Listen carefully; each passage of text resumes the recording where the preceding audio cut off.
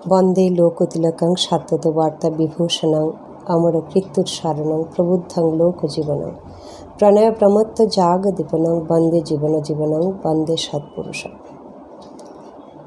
প্রিয় পরমের রাঙা রাতুল চরণে আমার অনন্ত অনন্ত কোটি প্রণাম জানাই।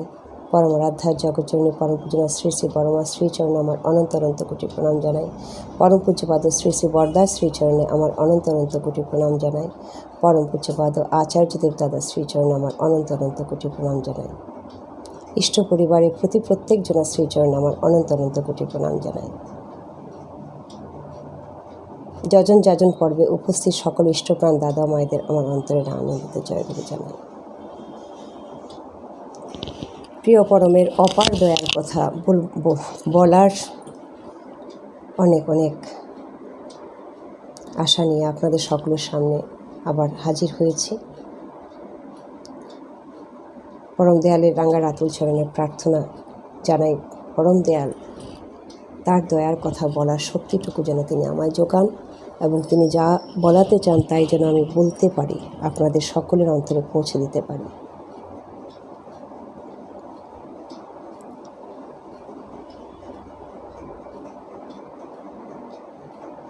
যাজন আমাদের প্রত্যেক দিন করা অত্যন্ত জরুরি।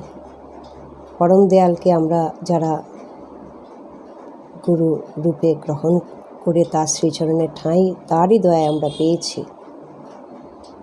তিনি আমাদেরকে দয়া করে তার শ্রীচরণের ঠাঁই দিয়েছেন। আমরা সকলেই জানি যজন যাজন ইষ্টভৃতি স্বস্তিনী সদাচার এই পঞ্চনীতির মাধ্যমে কিন্তু আমাদের সত্যিকারের সাধনা এই সংসার জীবনের মধ্য দিয়ে থেকে আমরা সাধনা করতে পারব এবং প্রকৃতভাবে আমরা একজন পরম দয়ালের ঠাকুরের মানুষ হয়ে উঠতে পারব। তাই এই যজন যাজন ইষ্টভৃতি স্বস্তিনী সদাচার এই পঞ্চনীতি আমরা যারা ইষ্টের শরণাগত আমাদেরকে কিন্তু এই পঞ্চনীতি পালন করে তবেই কিন্তু আমরা ইষ্টের পথে আজীবন চলার ব্রতে আমরা ব্রতী হয়েছি। তাই প্রত্যুষে উঠে নাম ধ্যান ইষ্টভৃতি, তারপরে সারা দিন সকল কর্মের মধ্যে তাকে ভেবে তাকে মাথায় নিয়ে তাঁরই স্মরণ মনন করে যে কাজ করি আমরা, সেটা কিন্তু যজন।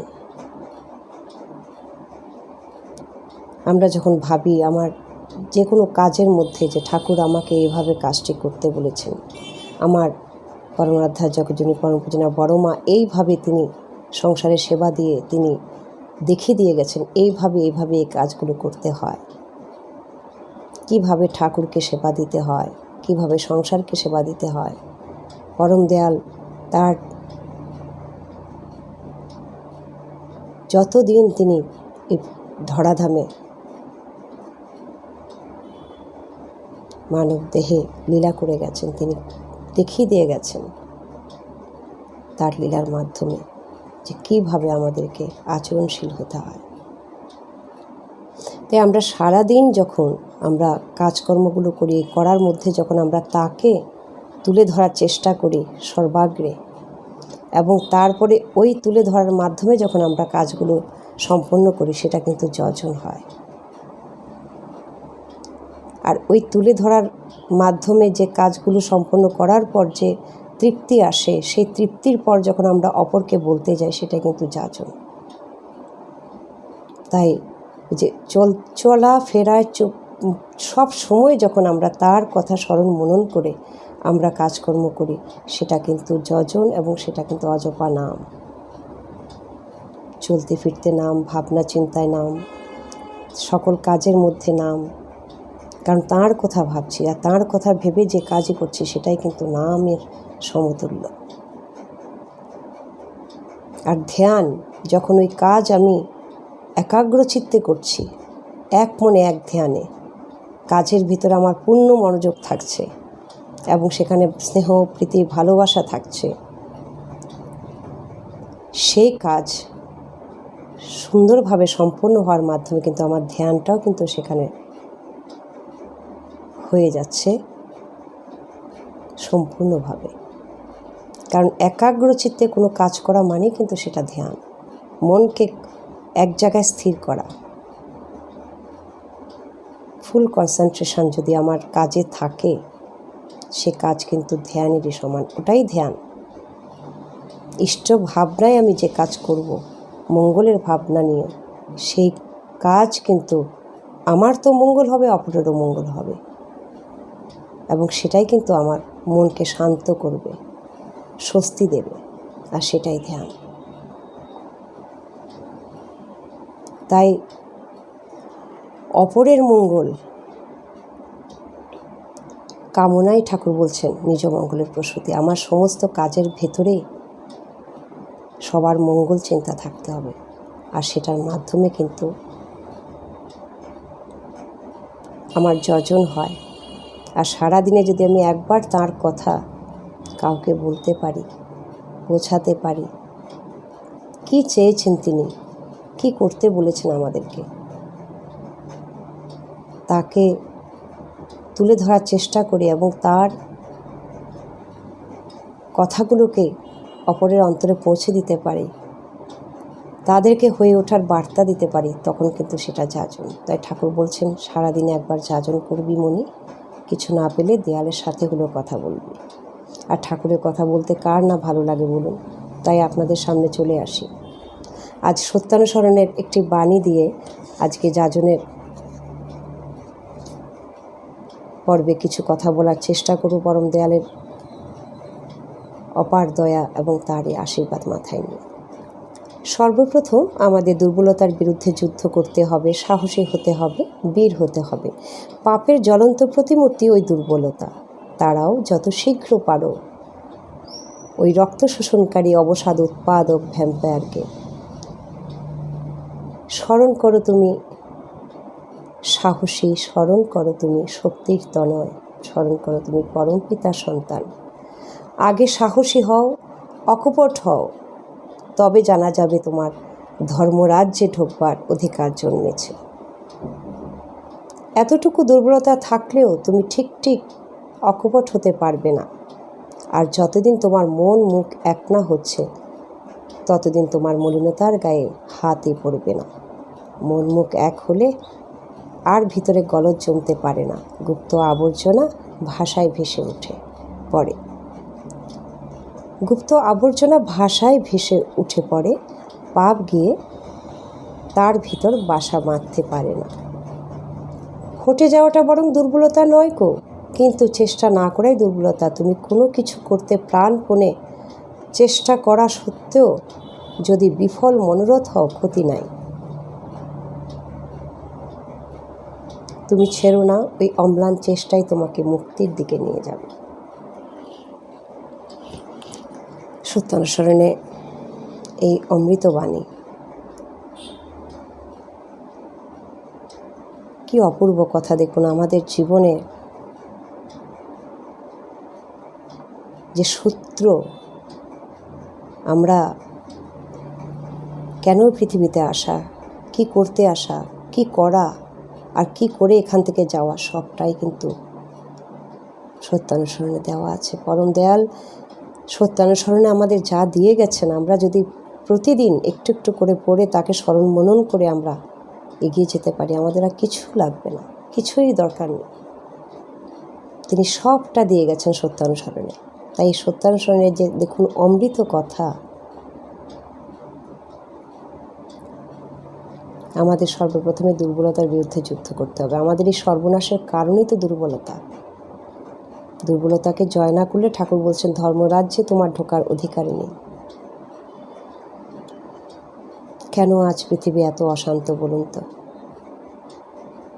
সব কিছুর মূলে কিন্তু এই দুর্বলতা, দুর্বল চিত্ত। এই দুর্বলতাকে জয় করতে আমরা পারছি না, তাই এই পৃথিবী আজ স্বর্গভূমিতে পরিণত হচ্ছে না। ঠাকুর তো চেয়ে গেছিলেন আমরা সকলে এক একজন ছোট ছোট ঠাকুর হই। আমাদের ভিতরে ঠাকুরত্ব জাগ্রত করার মাধ্যমে। তিনি তাই তো প্রেমের বার্তা নিয়ে এসছেন। তিনি বলেছেন সকলকে প্রেমে বশ করবেন। সব ঘরে ঘরে সকলের অন্তরে তিনি প্রতিষ্ঠিত হয়ে সকলের অন্তরে প্রেমের সুধা তিনি দিয়ে যেতে চেয়েছেন। তা আমরা কি সে দুর্বলতাকে জয় করতে পেরেছি? আজ এই পৃথিবী অশান্ত হওয়ার পেছনে দেখুন শুধুমাত্র আমাদের দুর্বল চিত্ত, অশান্ত চিত্ত, অসুস্থ চিন্তা, অসুস্থ ভাবনা, হিংসা, বিদ্বেষ, প্রতিহিংসা পরায়ণতা।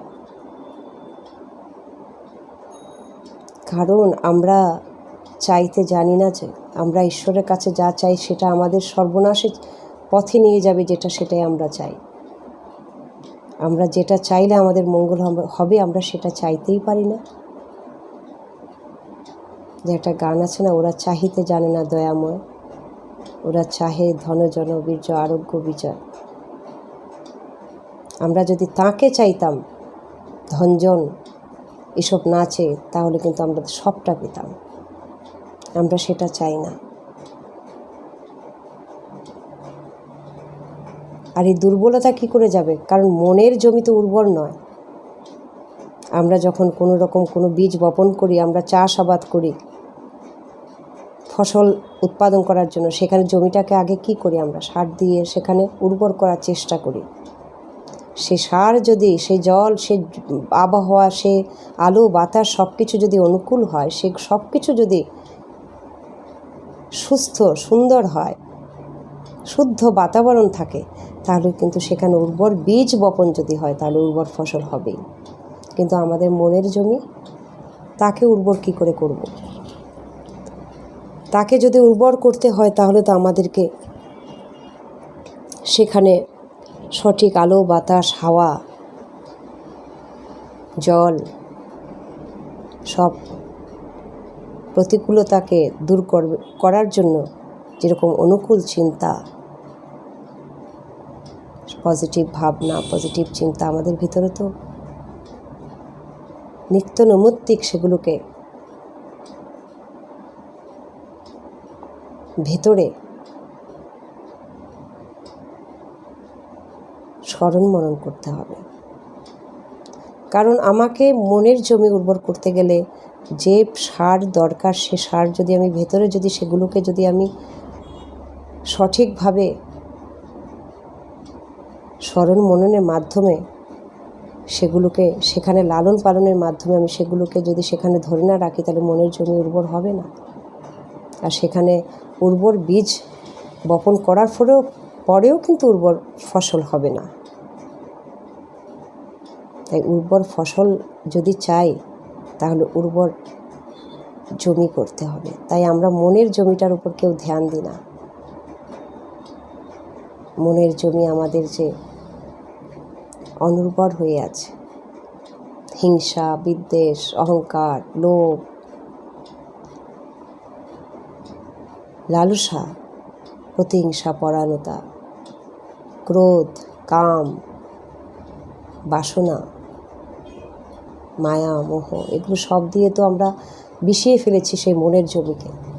সেখানে একবারও কিন্তু প্রভুকে নিয়ে কিছু কিন্তু আমরা দিতে চেষ্টা করিনি, প্রভুকে নিয়ে ভাবিনি তিনি কী চেয়েছেন।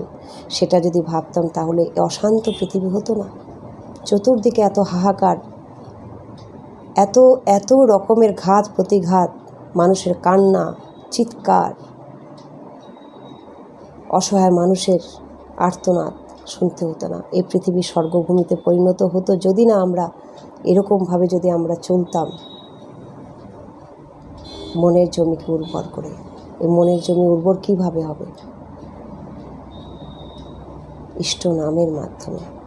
ঠাকুর কী চেয়েছেন? সৎসঙ্গের এক ভক্ত জিজ্ঞেস করেছিলেন সৎসঙ্গের উদ্দেশ্য কী? ঠাকুর বলেছেন বি কনসেন্ট্রিক, সুকেন্দ্রিক হওয়া, সুকেন্দ্রায়িত হওয়া।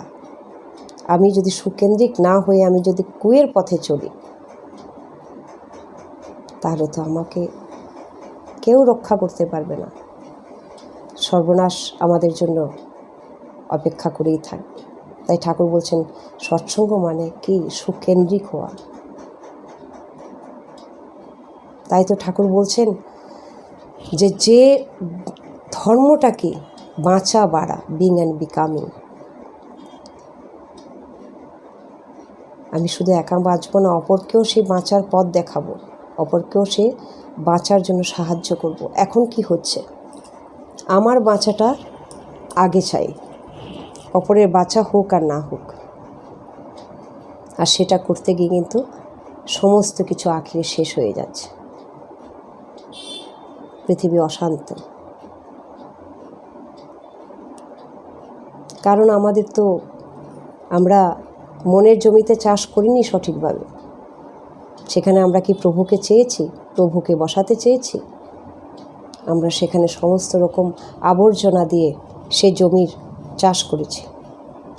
তাই আজকে মানুষের সম্পর্কের ভিতরে কোনো রকম শুদ্ধতা নেই, চিন্তাধারায় শুদ্ধতা নেই, কর্মে শুদ্ধতা নেই, বিচারে শুদ্ধতা নেই। ঠাকুর বলছেন আহার শুদ্ধি, চিত্তশুদ্ধি, কর্মশুদ্ধি। তিনি আমাদের সবটা বলে গেছেন, কীভাবে চলবো, কীভাবে বলবো, কীভাবে খাবো, কীভাবে আমরা পোশাক পরিচ্ছদ পরে সমাজে সকলকে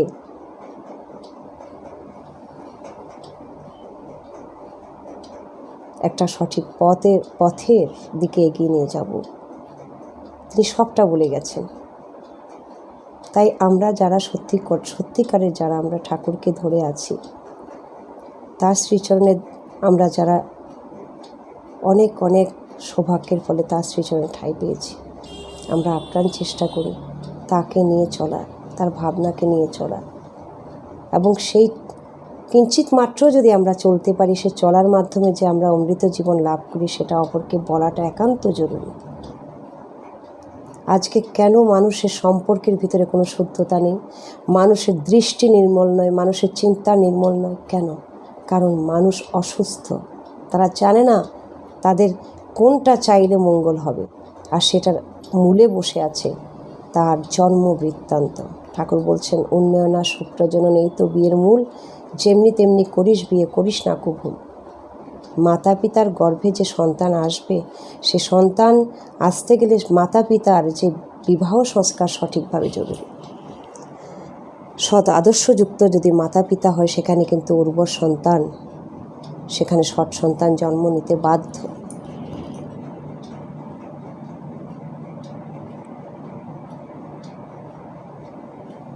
আর একটা সঠিক সন্তানকে লালন পালন করার জন্য সম্পূর্ণ দায়িত্ব মা বাবার। মা বাবাই কিন্তু তাদেরকে সঠিক পথ দেখান।